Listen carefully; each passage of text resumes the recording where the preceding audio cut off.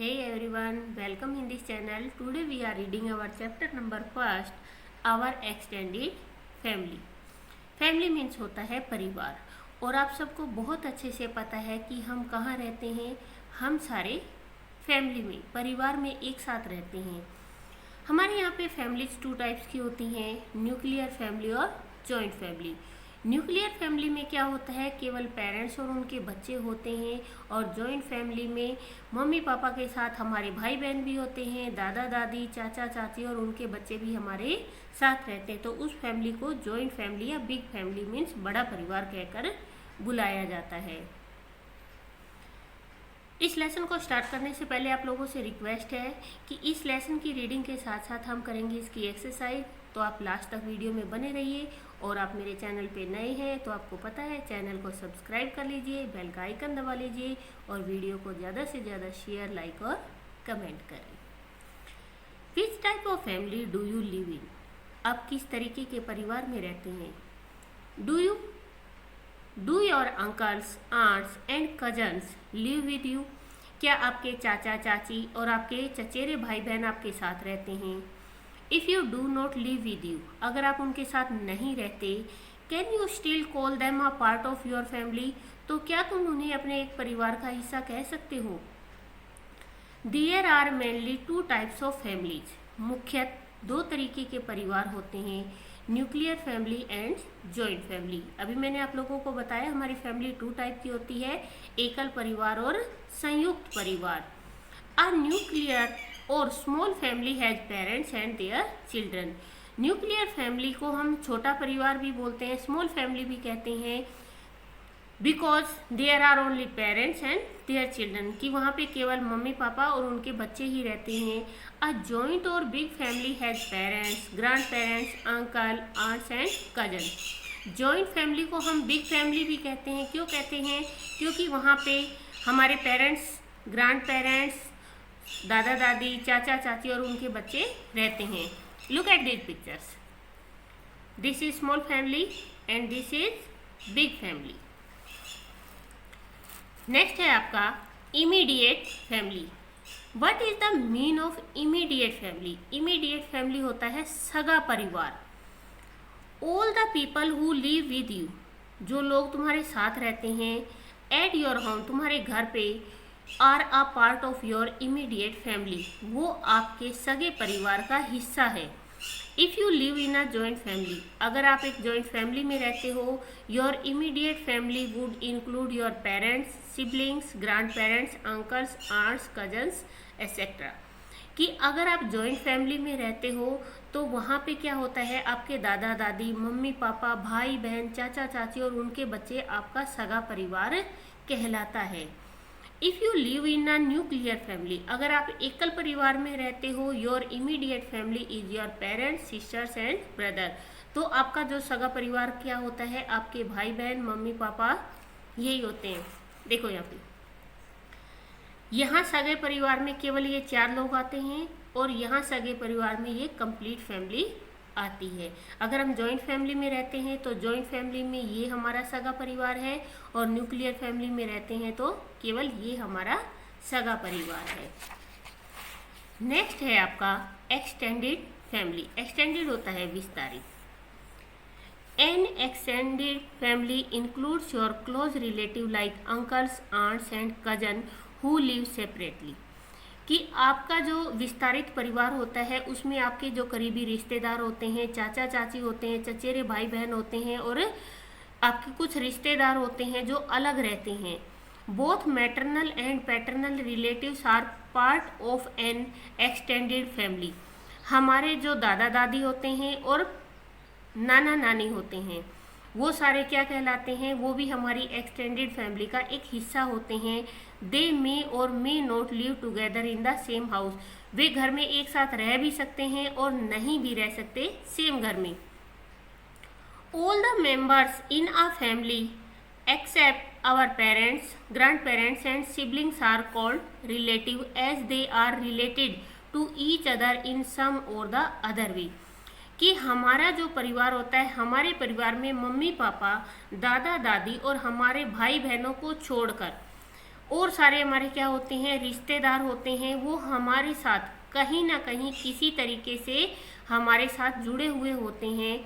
The family members related to our fathers are our paternal relative, कि जो परिवार हमारे पापा से रिलेटेड होता है वो हमारा पैटर्नल रिलेटिव, जो हमारे रिश्तेदार कहलाते हैं। And the ones related to our mother are our maternal relative, और जो फैमिली हमारी मम्मी से रिलेटेड होती है वो हमारी मैटरनल रिलेटिव्स कहलाती हैं। जैसे हमारे पापा के घर में रहते हैं तो हम उनको दादा दादी बोलते हैं उनके मम्मी पापा को, और अगर हम मम्मी के मम्मी पापा को बोलते हैं तो हम उनको नाना नानी बोलते हैं, तो इसलिए उनको मैटरनल बोला जाता है और फादर की फैमिली को पैटर्नल बोला जाता है। They may be living in another city or country, वे शायद कहाँ रहते हैं, दूसरे शहर में या दूसरे देश में। But they remain attach to each other emotionally, emotionally होता है भावनात्मक, लेकिन वो चाहे कितनी भी दूर रहते हैं लेकिन वो भावनात्मक रूप से हमसे अटैच जुड़े हुए रहते हैं। They love and care for each other, वे एक दूसरे से प्यार करते हैं और उनकी देखभाल करते हैं। They help each other in the time of need, जब भी ज़रूरत होती है वो हमारे ज़रूरत के टाइम में साथ होते हैं, वो मदद करते हैं। They meet each other in family functions like weddings parties ETC, कि वो कब कब मिलते हैं हमारे साथ, हमारे जो फैमिली के फंक्शन होते हैं, जैसे हमारे घर में कोई शादियाँ होती है या कोई पार्टी वगैरह होती है, इन सारी चीज़ों में वो हमसे मिलते हैं। Family members also cooperate at the time of illness, accident और डेथ इन द फैमिली, और जो हमारे फैमिली मेंबर होते हैं वो भी कोऑपरेट होता है, सहायक होना, वो हमारे सहायक बनते हैं कब, जब हम बीमार होते हैं, हमारा एक्सीडेंट हो जाता है या फैमिली में किसी की डेथ हो जाती है। A get together of family members give us the chance to share our belief, कि अगर जब हम फैमिली में एक साथ मिलते हैं, फैमिली के सारे मेंबर एक साथ मिलते हैं तो उन्हें मौका मिलता है, चांस मिलता है किस चीज़ का, अपने बिलीफ एंड फीलिंग, जो हमारी फीलिंग्स होती है, भावनाएं होती हैं, और हमारा जो विश्वास होता है विद ईच अदर, एक दूसरे के साथ शेयर करने का हमें मौका मिलता है। How our family structure changes over time, कि जो हमारा फैमिली का ढांचा है वो टाइम के साथ साथ किस तरीके से बदलता जा रहा है। The way our physics changes as we grow, in the same way our families also change with the passage of time, कि जिस तरीके से मेरे शरीर के अंदर जो चेंजेज आते हैं, कि छोटे बच्चे से मैं बड़ा बनता हूँ, उसी तरीके से जो हमारा परिवार होता है उसमें भी टाइम के साथ साथ बदलाव आते हैं। Some family members grow very old, family के कुछ मेंबर बहुत बूढ़े हो जाते हैं। While some new members are born, जबकि कुछ नए बच्चे पैदा होते हैं इनटू द फैमिली, परिवार में। This change is very natural, ये एक प्राकृतिक चेंजमेंट है। And every family undergo this change, और हर परिवार में ये बदलाव आता है। We can call it the life cycle, और हम इसे क्या कहते हैं, लाइफ चक्कर। लाइफ साइकिल क्या होता है, जो जीवन चक्कर होता है वो कहकर हम इसे बुलाते हैं। There are many ways in which a family structure changes over time, बहुत सारे कारण होते हैं कि जो हमारी फैमिली स्ट्रक्चर होता है उसमें बदलाव आता है समय के साथ साथ। सम मेंबर्स में shift to another place for higher studies or job, कि कुछ जो मेंबर होते हैं वो हमारे घर से दूसरी जगह शिफ्ट हो जाते हैं, या तो वो हायर एजुकेशन के लिए जाते हैं या फिर वो जॉब के लिए जाते हैं। Sometimes new member are also added to the family, कई बार हमारी फैमिली में एक नया मेंबर भी जुड़ जाता है। व्हेन समवन गेट्स मैरिड, जब किसी की शादी होती है, to our existing family members they join our family and become new family members, वो क्या करते हैं, वो हमारी फैमिली में आते हैं और हमारी फैमिली के नए मेंबर बन जाते हैं। Similarly the birth of a baby in a family or adopting a child also add a new member in the family, कि बच्चे का जन्म होना, the birth of a baby, एक बच्चे का जन्म होना, और फैमिली में किसी बच्चे को एडॉप्ट करना मीन्स गोद लेना, अगर ये फैमिली में आ जाते हैं तो भी हमारी फैमिली में एक नया मेंबर ऐड हो जाता है। फिर आता है आपका अडोप्शन। अडोप्शन होता है गोद लेना। Adoption is the act of legally taking a child. Adoption क्या होता है? एक लीगली तौर पे, जैसे कानूनी तौर पे एक जो बच्चा होता है, and bringing that child up as ones own, और उस बच्चे को लाया जाता है खुद का बच्चा बना के। The parents who look after the adopted child are called foster parents, कि जो अब बच्चों को गोद लेते हैं और उनकी देखभाल करते हैं, वो पेरेंट्स क्या कहलाते हैं? फोस्टर पेरेंट्स कहलाते हैं। Adoption is a kind deed. Adoption क्या होता है? एक बड़ा अच्छा कार्य है। A child who loses his her parents is called an orphan, कि जो बच्चा अपने मम्मी पापा को खो देता है वो बच्चा क्या कहलाता है? अनाथ कहलाता है। Children who lost their parents in accidents, जो बच्चे अपने मम्मी पापा को एक्सीडेंट में खो देते हैं, और natural calamities are brought to an orphans, कि उनके मम्मी पापा या तो एक्सीडेंट में मर जाते हैं या फिर कोई प्राकृतिक आपदा आ जाती है, उसमें वो बच्चे मर जाते हैं, बच्चों के पेरेंट्स मर जाते हैं, तो उन बच्चों को ऑर्फेन होता है अनाथ आश्रम, उनको अनाथ आश्रम में लाया जाता है। The parents who lost their child, और जो पेरेंट्स अपने बच्चों को खो देते हैं और आर चाइल्डलेस, या उनके बच्चे नहीं होते हैं, गो टू एन ऑर्फेन, वो कहाँ जाते हैं? अनाथ आश्रम में जाते हैं। टू एडोप्ट अ चाइल्ड, और वो एक बच्चे को गोद लेते हैं। They look after him her as their own child, वे उस बच्चे की अपने बच्चे की तरह देखभाल करते हैं। The child gets love care and a home with a new family, और उस बच्चे को प्यार, देखभाल और एक नया परिवार, एक नया घर मिल जाता है। Mothers in her childhood, all living things grow, सभी जीवित चीजें बढ़ती हैं। Our appearances changes as we age, जैसे जैसे हमारी एज बढ़ती है हमारे अंदर बदलाव आता है। आवर हैबिट्स, हमारी आदतें, लाइक्स एंड डिसलाइक, हमारी पसंद नापसंद, also change in due course of time, समय के साथ बदल जाती हैं। If you ever look at your mothers old photographs, you will find that she too was a little girl of your age, कि जब आप अपनी मम्मी की पुरानी फोटो देखोगे तो आपको क्या लगेगा कि आपकी मम्मी भी क्या थी? अपनी एज में छोटी थी। आस्क योर मदर, अपनी माँ से पूछिए, अबाउट द प्लेस, उस स्थान के बारे में, where she grow up and the people in her neighbourhood she grow with up, कि वो कहाँ बड़ी हुई, किस जगह पे वो बड़ी हुई, और उनके साथ उनके नेबरहुड में, पड़ोस में कौन कौन बच्चे थे जो उनके साथ बड़े हुए। The stories about her family members, उनकी फैमिली मेम्बर की कहानियाँ, school friends and hobbies will describe, जो उनकी हॉबीज थी, उनके दोस्त थे, उनका स्कूल था, उन सारी चीज़ों का वर्णन पूछिए आप। ऑल द सिमिलरिटीज एंड डिससिमिलरिटीज, कि आप में क्या समानता है और क्या असमानता है between you and your mother as a child, कि जब आप बच्चे हो और आपकी मम्मी जब बच्ची थी तो उस टाइम में क्या सिमिलरिटीज है। We must accept the change that takes place in our family over time. We must, हमें स्वीकार कर लेने चाहिए क्या चीज़ें, जो बदलाव हमारे फैमिली के अंदर आते हैं समय के साथ साथ, हमें उनको मानना चाहिए।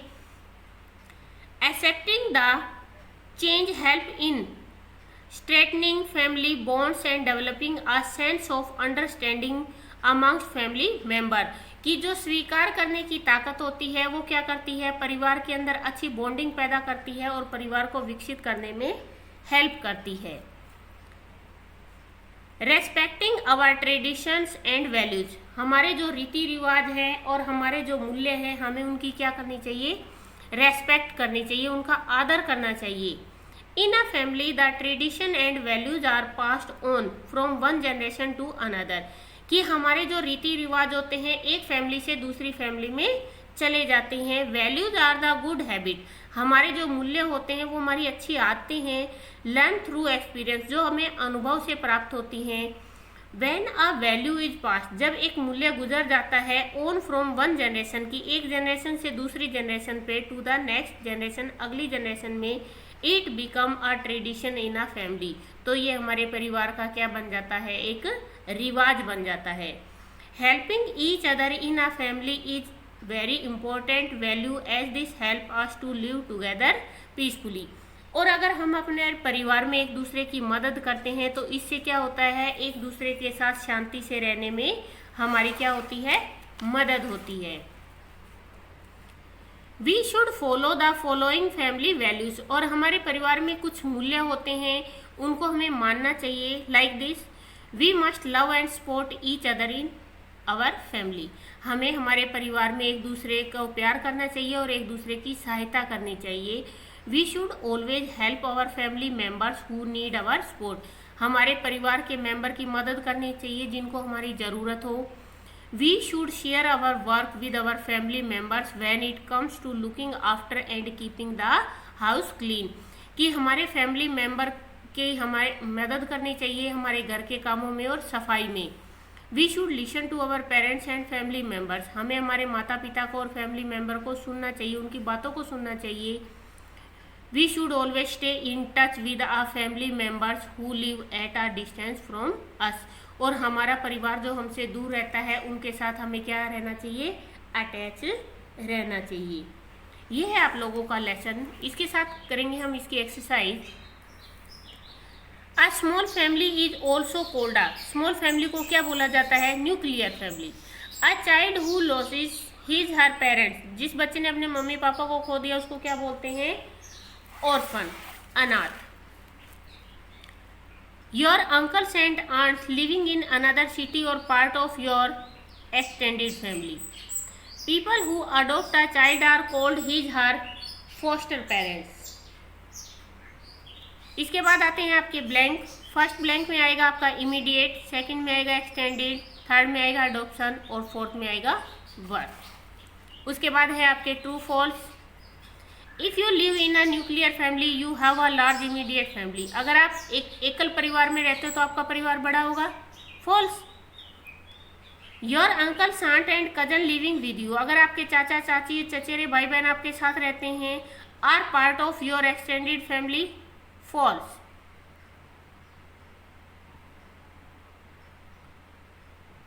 Poster parents love care and raise the adopted child, true.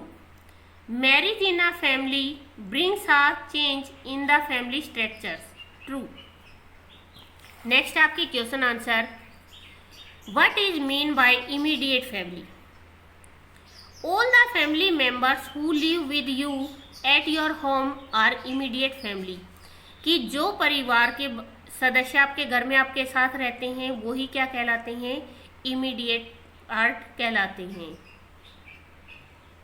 What do you understand by extended family? All the relatives who live in other cities are extended family. कि जो हमसे दूर रहते हैं रिश्तेदार वो क्या कहलाते हैं, एक्सटेंडेड फैमिली कहलाते हैं। नेक्स्ट है who are foster parents. The parents who adopt a child are called foster parents. कि जो माता पिता किसी बच्चे को गोद लेके उसकी केयर करते हैं उसे क्या बोला जाता है, फोस्टर पेरेंट्स बोला जाता है। स्टूडेंट्स ये था आपका lesson first. Fill up your books and learn question answer.